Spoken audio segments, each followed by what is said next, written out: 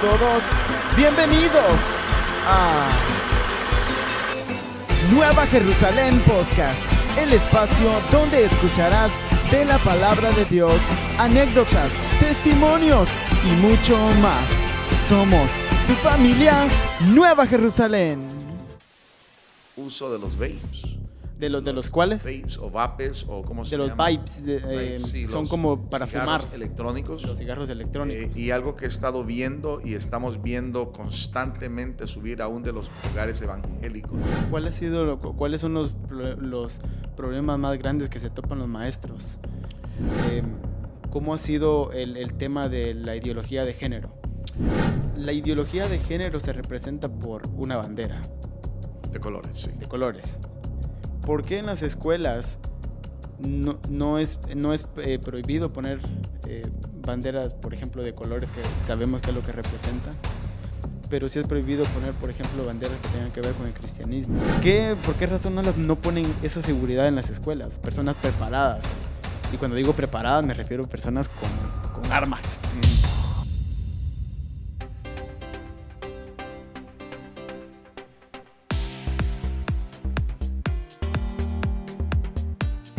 Dios me los bendiga a todos. Le damos la bienvenida una vez más a su canal Nueva Jerusalén Podcast. Estoy muy emocionado por entrevistar a un pastor. Él es un maestro y pues tenemos mucha información que sacar que nos interesa muchísimo a nosotros. Me interesa muchísimo a mí por tantas cosas que están pasando en la juventud, en las escuelas. Entonces él tiene mucho conocimiento sobre eso. Entonces, pastor, mucho gusto, Dios me lo bendiga. Gracias a ti. Y gracias por tomarse su tiempo de poder acompañarnos en este podcast. Y yo quisiera de que le dé un pequeño background de quién es usted para todos aquellos muchachos que lo van a escuchar. Y tal vez no solamente muchachos, sino también adultos. Muy buenas, soy el pastor Elías Mestizo. Nací en un hogar evangélico. Mis padres, ambos, mi padre aceptó a Cristo cuando era joven, mi madre, tercera, cuarta generación de evangélicos.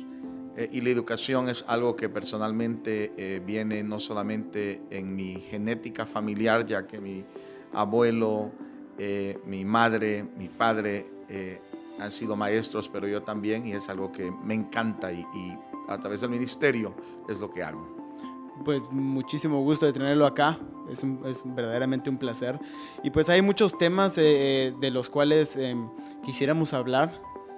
Yo sé que los jóvenes, ¿hace cuántos años dijo usted que empezó a ser un profesor? Bueno, yo empecé a ser un profesor de idiomas hace 21 años en el Distrito Escolar de Hempstead. Hace 4 años empecé como asistente a principal o assistant principal de una escuela intermedia aquí en Brentwood y ya tengo 4 años. ¿Usted era maestro de español? Era maestro de francés y después de español y literatura. Ok. ¿De qué edades más o menos le daba los...? Sexto a octavo grados, aproximadamente edades de 11 a 14 años. Ok. ¿Y ahora?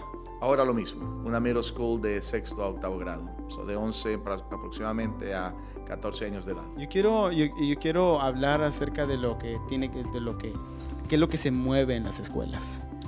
Bueno, una de las cosas más críticas e importantes para el día de hoy, especialmente para la juventud, que los padres están tratando y todos estamos tratando, es el uso de los vapes.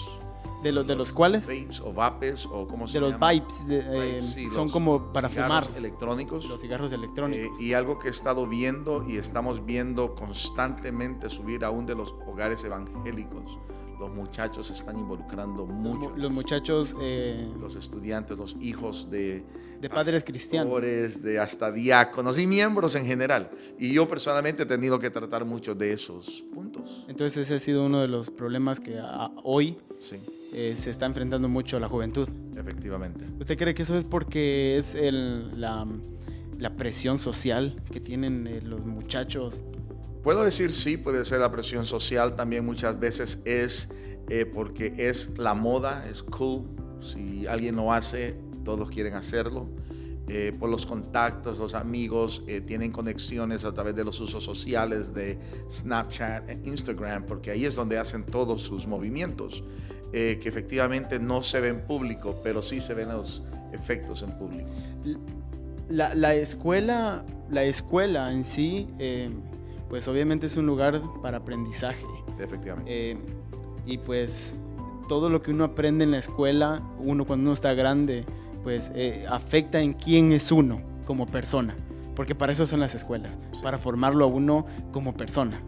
Pero yo veo a hoy en día mucha juventud que tiene, pues que está, la veo yo más como que desviada, como que perdida, como que no tienen rumbo, no saben qué es lo que quieren. Llega a cierto punto donde ya no saben para dónde agarrar, y entonces como están perdidos, lo que le llaman son problemas mentales, tal vez no mentales, sino como emocionales, y lo que más veo yo que está afectando ahora a la juventud es la depresión. ¿Se ve mucho eso ahora en las escuelas? Efectivamente, especialmente se empezó a ver durante y después de la pandemia, ya que antes de la pandemia había un desconecte entre la niñez, los jóvenes con sus padres a causa de los teléfonos celulares, las computadoras, los tablets, pero al venir la pandemia, donde la educación vino a ser todo a través de las computadoras, de los teléfonos, de los tablets, ha habido una codependencia más fuerte, donde efectivamente hoy muchos de ellos están buscando ser aceptados dependiendo en la cantidad de likes que reciben los digitalmente. Efectivamente. Y cuando alguien pone algo negativo, aunque no sea muy grande, es el fin del mundo. Entonces es básicamente lo que le llaman como la generación de cristal. Efectivamente. ¿Verdad? Y es un término que yo no había escuchado hasta hace 2 semanas, que alguien me dijo eso. ¿En serio? Y efectivamente sí. La generación de cristal, que se ofenden por cualquier cosa. Por todo. Si alguien dijo que no le gustó algo, o ya me están haciendo bullying, cuando muchas veces no es bullying, solamente es que no me gustó.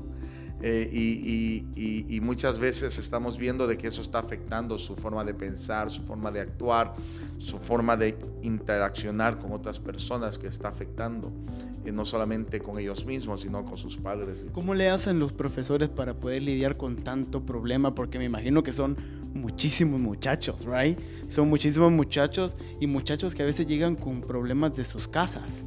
Y bueno, voy a empezar con ese punto al final. Todo esto pasa fuera de escuela, pasa generalmente los fines de semana o en las noches, ya que muchas escuelas no están permitiendo el uso de teléfonos durante el día o los medios sociales.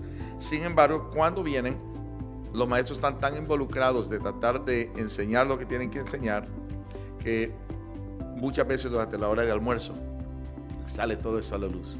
Y los maestros se involucran, los administradores nos involucramos, y eso toma mucho tiempo porque tenemos que escuchar a cada muchacho, porque no sabemos cuál es su estado emocional o mental, y muchas veces necesitan ser referidos a una evaluación porque no podemos determinar si efectivamente es algo que están diciendo porque se sienten mal o porque están pensando hacerse daño. ¿Cuáles son los problemas más grandes que se topan los maestros?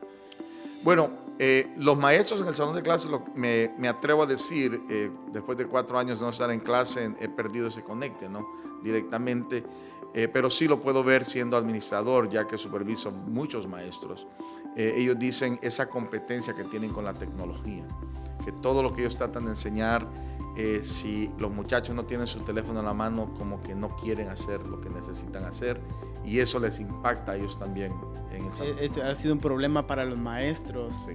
El hecho de que hoy en día la juventud se esté llevando por lo que sienten y no por la realidad. Efectivamente, no solamente por lo que sienten, sino por lo que el mundo digital muestra que es, cuando verdaderamente no es la verdad, sino que es solamente un aspecto de lo que es en la sociedad. En la escuela hay muchas enseñanzas. O sea, por ejemplo, cada profesor tiene su materia que da. ¿Cómo ha sido el impacto hoy en día usted como como ¿cómo dijo el que se encarga de otros maestros? Supervisor. Como supervisa a otros director. maestros. Ujú. Le pregunto, ¿cómo ha sido el tema de la ideología de género? Bueno, la ideología de género sabemos de que mucha gente dice que la escuela enseña estas cosas, ¿verdad? Lo que se nos llama a nosotros como educadores a hacer es respetar y enseñar a respetar la ideología de cada persona, ya sea religiosa o ya sea sexual o política, como sea, ¿no? Sin embargo, una de las cosas que nosotros vemos es de que sí, mucho joven está saliendo y está diciendo yo siento que soy o yo soy diferente a lo que han nacido, y lo que la institución está llamada a hacer es respetar. Pero usted cree de que los muchachos o muchachas dicen esas cosas porque tienen presión social, me refiero, o presión digital. No pudiera decir si es social o digital. Me atrevo a decir, en mi experiencia, generalmente no veo que los adultos maestros están enseñando eso, pero sí está viniendo de alguna forma, posiblemente los medios sociales. Pero aquí, por ejemplo, aquí en Estados Unidos sí he visto que hay hasta universidades donde tal vez no enseñan eso, pero sí apoyan eso. Sí, y como vuelvo a decir, entra bajo esa idea o ideología del respeto. Y muchas veces a través del respeto puede colarse muchas cosas que uno esté de acuerdo o no esté de acuerdo, ¿no? Y por ejemplo, así como, porque hay varios maestros que son cristianos. Uh-huh. ¿Cómo le hacen los maestros cristianos para poder lidiar con, por ejemplo, una persona que viene y le dice, pues me siento algo que realmente no es? Bueno, eso me pasó a mí cuando estaba en el salón de clase y algún estudiante se acercó a mí. Número uno, mi llamado, aunque tengo mi convención evangélica, yo no puedo hablarle del evangelio en ese ámbito porque la escuela no es un área donde se puede enseñar libremente. Y número dos, el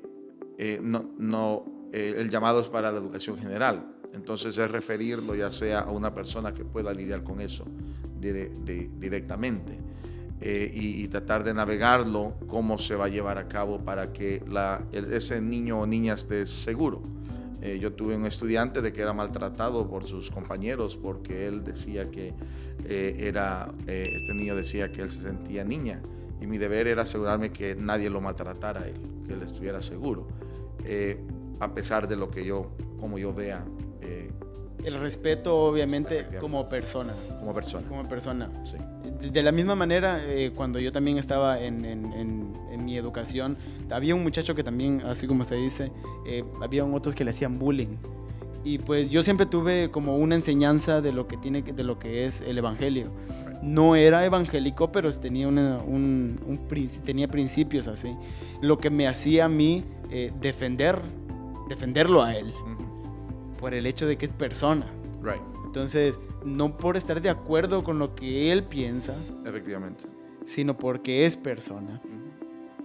¿Cómo hacen los profesores, por ejemplo, si se da cuenta hoy en día, como le digo, es una generación de cristal y pues se ofenden si no le dicen o no lo llaman por tal pronombre? Entonces, hoy en día se está formando un idioma, no tal vez un idioma, sino un lenguaje que le llaman el lenguaje inclusivo. Uh-huh. ¿Hay de eso en las escuelas acá? Sí, eso se puede ver en todo lugar, muchas veces en los mismos archivos de los estudiantes que aparece si va a ser reconocido como él, ella o ellos, o etcétera, etcétera. Ellos. ¿No? Efectivamente, entonces es una situación muy difícil porque muchos de nosotros que no estamos acostumbrados a esto es... como yo digo, no es algo que tan fácil uno puede navegar. Es una posición bien... Así como, por ejemplo, usted, como con sus principios cristianos, uh-huh, como pastor. Sí. Lo voy a poner en una situación tal vez un poco complicada. pero como le digo, no se sienta presionado si no quiere responder. Pero, por ejemplo, hay muchas personas que hoy en día en las iglesias están llegando, muchas personas que pues, se perciben no de lo que realmente son. ¿Cómo lo llaman? O sea, ¿lo llama como él, ella? O si llega una persona que es, por ejemplo, transexual, ¿cómo lo llama? ¿Él, ella? Bueno, generalmente yo llamo a la persona por el nombre que me dice que le llame. Y aunque sea un hombre... Porque, por ejemplo, como ocurriría y ha ocurrido a través de la historia, cuando ha llegado alguien que dice, llámeme por tal apodo. Y eso ha pasado en las escuelas. Y los maestros y todo el mundo le llaman por tal apodo. No es su nombre, pero uno le ha llamado así. Si una persona me dice, yo me llamo tal nombre, es su nombre que se ha escogido. Ahí lo dejo. La ideología de género se representa por una bandera. De colores, sí. De colores. ¿Por qué en las escuelas no es prohibido poner banderas, por ejemplo, de colores que sabemos qué es lo que representan? Pero sí es prohibido poner, por ejemplo, banderas que tengan que ver con el cristianismo. Bueno, no sé si está permitido o no está permitido en una escuela. Es algo... ahora mismo yo sé que hubo un distrito escolar aquí en Long Island donde hubo una controversia sobre eso, de un director que permitió que se pusiera esa bandera, y cuando se le mandó a que la mandara a quitar, no la quitó, ¿verdad? No sé exactamente cómo funciona cada escuela o cada junta de educación, porque cada una es separada, pero concerniente a la bandera cristiana, por ejemplo, una de las preguntas que se hace es, y muchas veces hacemos, ¿se pudiera poner, o cómo se sentiría la iglesia cristiana si se pone una bandera de otra religión que no sea la cristiana? ¿Lo aceptarían? Y ahí es donde entra el diálogo o la peleas muchas veces. Muchos dijeran, no, solamente es esta, solamente es la otra. El gobierno o la Constitución de Estados Unidos dice que debe haber una separación, ¿no?, entre el Estado y el gobierno. El Estado y la iglesia. Y de ahí es donde toman concerniente al movimiento de género. No es una religión, entonces de ahí probablemente se toman también, de como no es una religión. ¿No cree de que se han perdido valores después de que se hayan, por ejemplo, se esté quitando de las instituciones educativas los valores cristianos, que básicamente fue la base principal de la construcción de este país? Bueno, es más, esta semana yo enseño en el Instituto Bíblico también, y hablábamos de eso. Estamos hablando de uno de los temas, cómo la historia aquí en Estados Unidos ha ido cambiando. Efectivamente, los cambios de valores, cambios de práctica, de ideas, de todo, aún dentro del hogar. Y efectivamente, según va cambiando la sociedad, muchas veces las leyes van cambiando simultáneamente. Pero la pregunta que hacía es por qué, por ejemplo, nosotros muchas veces culpamos al gobierno porque sacó la oración o la Biblia. Y yo personalmente he llegado a la conclusión que la razón por qué salió de la escuela y todo eso es porque ya había salido de los hogares. Cuando los hogares dejan a un lado las cosas de Dios, la sociedad se empieza a ver. Claro, saltamos, pero cuando saltamos ya es muy tarde. Entonces ha sido básicamente el núcleo familiar de donde muchas ha surgido el problema. Muchas veces. En sí, ¿por qué cree usted de que han habido tantos ataques hacia las escuelas? Y no solamente hacia las escuelas, sino a todo aquello que defiende, por ejemplo, hay muchas personas que defienden la ideología de género. Pues obviamente nosotros defendemos nuestra ideología, que viene a ser la cristiana, nuestra base cristiana. Pero vemos de que eso no es un secreto para nadie, pero la comunidad más atacada es la comunidad cristiana. La comunidad más que es dañada ha sido la comunidad cristiana. ¿Por qué cree de que han habido tantos ataques en las escuelas? No entiendo claramente esa pregunta porque no entiendo cómo la iglesia cristiana ha sido la más atacada. Me refiero porque si por ejemplo ahorita en esta última masacre que hubo en una escuela, la escuela era una escuela cristiana. Right. Y según la policía estaba diciendo de que sí tenía que ver con, por ejemplo, con los principios que tenía la iglesia y los principios que tenía la persona que cometió pues esa masacre. Sí. Entonces, eso, y obviamente esa era una escuela. Era una escuela. Entonces, esa escuela de ahí era cristiana, o más bien es cristiana. Esa escuela de ahí sí puede abiertamente mostrar el evangelio. Bueno, era una escuela privada, era una escuela, si no estoy equivocada, no me diga totalmente, no voy a decir que era, yo creo que era luterana o era religiosa en sí. Entonces, como escuela religiosa tiene el derecho a mantener ciertos valores como iglesia, que una escuela pública religiosamente no puede, porque es pública, es para todos, efectivamente. Concerniente a masacres en escuelas, efectivamente algo triste que ha pasado y está pasando constantemente en las escuelas. Nosotros como administradores, por ejemplo, buscamos y hacemos todo lo posible para que cada niño, cada maestro, cada centro escolar esté seguro tomando eso. Hemos visto que han habido masacres en iglesias cristianas por ideologías extremistas, políticas. Hemos visto por razones, hubieron masacres, ¿verdad? Allá en Atlanta, en Georgia creo que fue una iglesia afroamericana donde alguien que tenía unos puntos políticos, hubo un nightclub allá en Orlando, Florida, donde fue la persona contra personas que eran homosexuales.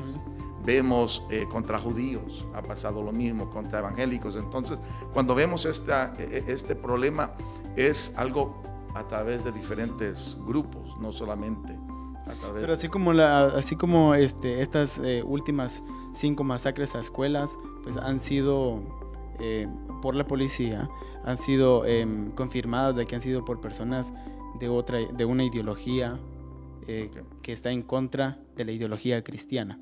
No estoy seguro de eso, no puedo decir totalmente que sí, porque no estoy seguro. Sí, bueno, han sido 5 personas, right? Yo lo pude corroborar. ¿Cómo la seguridad en las escuelas? Yo estaba escuchando a alguien una vez y decía, ¿cómo es posible de que porque las armas no son el problema? Quiero pensar yo, el problema es quienes usan las armas, porque si las armas fueran un problema, entonces los militares tampoco tendrían armas. Entonces, a lo que me refiero es, ¿por qué en lugares donde están los grandes gobernantes hay seguridad máxima?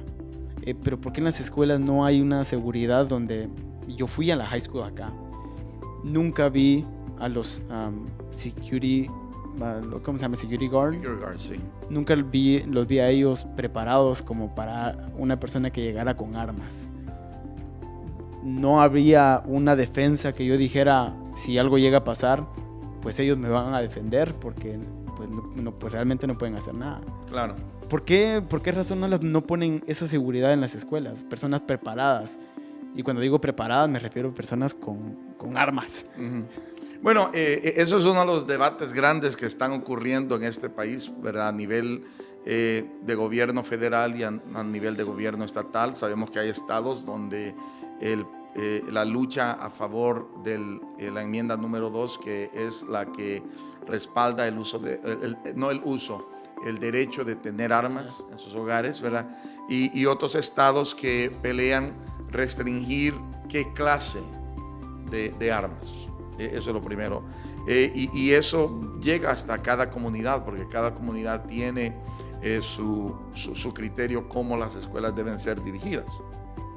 Respondiendo a eso, efectivamente nuestro llamado como educadores es enseñar a los estudiantes lo que deben aprender. Hay en cada distrito escolar, me atrevo a decir, en cada escuela hay protocolos de seguridad que uno tiene que seguir en caso de ciertas cosas. Algunas escuelas hacen registro de objetos de propiedad para estar seguro de que todo esté bien. Concerniente a por qué no lo puede haber, eso no sé, porque no sé exactamente. ¿No quieren? Los debates, ¿verdad? Son debates políticos que dependiendo a qué nivel, lo que están a favor o en contra. Pero sí sabemos de que estas masacres que han habido en las escuelas y en lugares públicos y privados va más allá de solamente las armas. También incluye una ¿cómo se llama?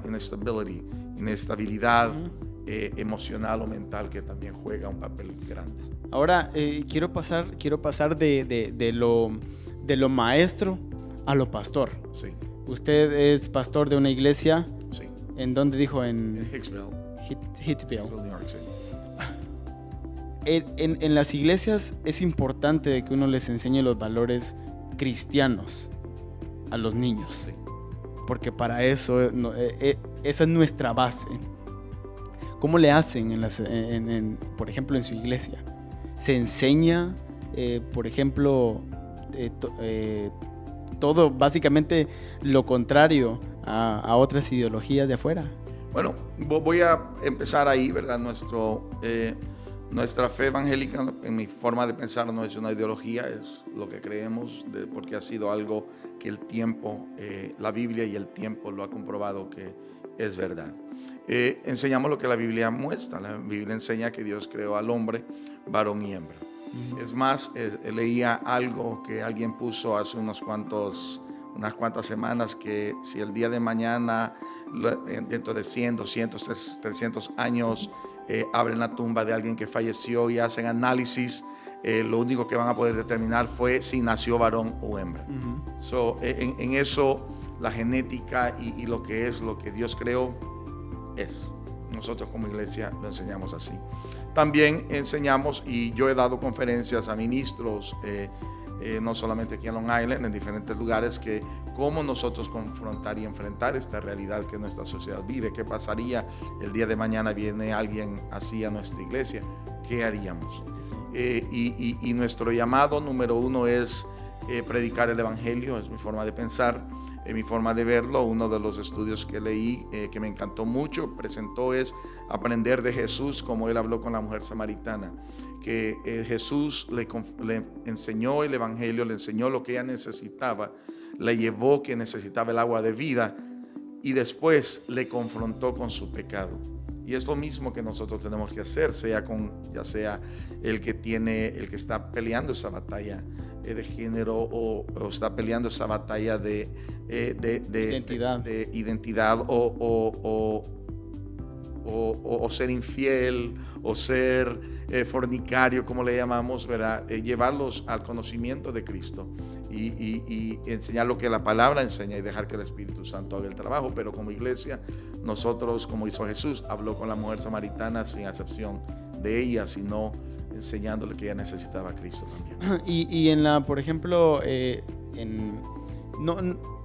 usted ha escuchado a muchos otros pastores.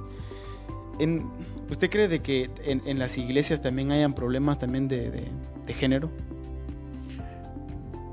Problema de género entre la iglesia no puedo contestar si sí o no, pero sí hay personas que ya sea viven como el homosexualismo o tienen inclinación o tienen, la misma Biblia habla de ser afeminado, cosas así. Es algo que probablemente pasa en muchas iglesias y la iglesia tiene que confrontarlo como tal, como cualquier otra realidad que es antibíblico. Y ahora el tema de la seguridad en las iglesias. Sí. Las iglesias, no todas, pero pues a veces ahora como que queda aquel miedo, no temor, miedo en el sentido de uno estar preparado. ¿Cómo cree usted que deberían hacer las iglesias para poder prepararse mejor? Bueno, una de las cosas que estamos tratando de algunos pastores y unos es revisando nuestros protocolos internos en eventos de emergencia, ¿no? ¿Qué hacer? Hablar verdaderamente cómo ver las áreas que, ¿cómo se le dice? En nuestros edificios, en nuestros templos, que no están bien seguros, para poner seguridad, ya sea personas, ya sea cámaras, y tener un plan en el evento que esto ocurra, qué necesitamos hacer, y constantemente, especialmente con el liderazgo, repasarlo, porque ellos son los que dirigirán en el momento de una emergencia. Okay. ¿Verdad? Si se le empieza a enseñar a toda la iglesia todos los detalles, ya no van a llegar porque van a tener miedo, sí, pero claro, saben que hay un plan. Asimismo, cuando va a nevar, cae la nieve, hay un plan, cómo se va a preparar todo, así mismo la iglesia. Pastor, se lo agradezco mucho por su tiempo. Gracias. Por las preguntas que nos acaba de aclarar. Sí, es muy importante tomar estos temas para nosotros como cristianos, para los jóvenes que nos escuchan, para la juventud que está creciendo ahora, que sí son temas muy importantes a hablar, porque todo el mundo lo habla. Claro. Y pues yo creo de que las iglesias también deberían de hablar estas cosas, para que los jóvenes digan, ¿por qué solamente en las escuelas o allá afuera estoy escuchando esto? ¿Y qué es lo que mi iglesia está diciendo de esto? ¿Qué es lo que mis líderes están diciendo de esto? ¿Qué es lo que me aconsejan aquellos que me están guiando hacia Dios? Entonces yo creo de que es importante hablar de esto, así que se lo agradezco muchísimo. Gracias. ¿Usted tiene redes sociales? Por ejemplo, Facebook o... Sí, bueno, mi Facebook es Elías Mestizo. En Facebook, la iglesia, Centro Evangelístico Asamblea de Dios, en Hicksville, 24 es Nicolay Street, Hicksville, Nueva York, 11801, el teléfono 516-450-0850, el webpage www.ceadny.org. Y gracias por esta invitación. Yo sé que son temas un poco difíciles, que quizás no podemos llegar a una decisión o a una respuesta muy clara muchas veces, porque no tenemos todo lo necesario. Yo pienso de que sí, el problema es la censura. A veces es un poco complicado hablar sobre algunos temas. Me he dado cuenta yo ahora en las redes sociales de que es un poco complicado tomar algunos temas, porque pues el algoritmo... Sí, puede efectivamente... Lo censura a uno. Right. Y efectivamente, desde mi perspectiva, trabajando a nivel de iglesia, a nivel de escuela, tengo que ser conocedor de que trabajo con muchas personas y tengo que cuidar su bienestar. Y eso es algo muy, muy importante, ¿verdad? Que tenemos que asegurarnos también. No solamente la reputación de uno, sino que de ellos también. Exacto. Así que Dios me lo bendiga. Muchas gracias por tomarse de su tiempo. Así mismo. Y pues gracias a todos ustedes por vernos, por acompañarnos una vez más en este podcast. Hemos tomado un pequeño tiempo para que nosotros podamos exponer un poco de temas que son bien relevantes para la juventud y para la sociedad en general. Así que se los agradezco mucho. Síganos en nuestras redes sociales. Síganos en YouTube, que nos van a encontrar como Iglesia Nueva Jerusalén Podcast. Así que muchas gracias por sintonizarnos y hasta la próxima. Dios me lo bendiga, pastor. Gracias. Hasta luego.